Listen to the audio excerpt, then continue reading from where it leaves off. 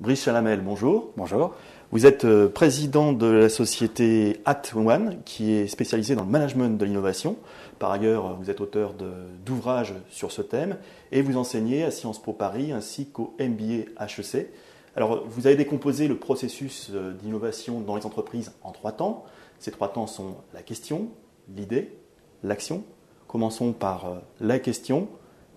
La question, pourquoi faire ?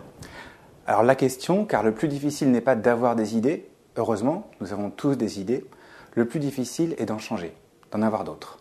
Et dans ce sens, la question est fondamentale parce qu'il s'agit avant toute chose de poser un regard nouveau et différent sur un sujet qui est déjà connu et bien connu de soi-même, de son entourage, de l'ensemble de la société.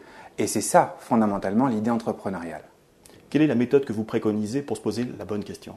Une des méthodes que nous utilisons et qui est très simple à mettre en œuvre est la méthode que nous appelons le jeu des curieux.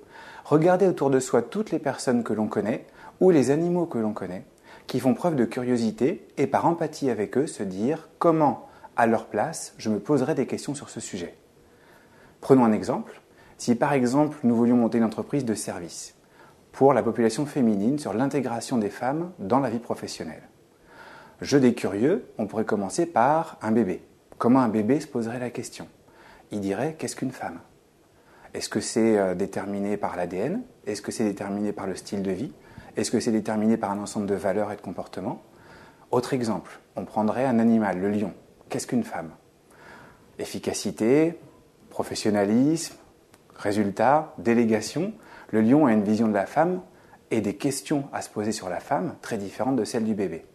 Dans le cas du bébé, on pourra être amené à penser une entreprise qui rend service aux femmes et qui met en avant leurs valeurs, et notamment les valeurs de convivialité, les valeurs sociales, les valeurs d'apaisement, de management.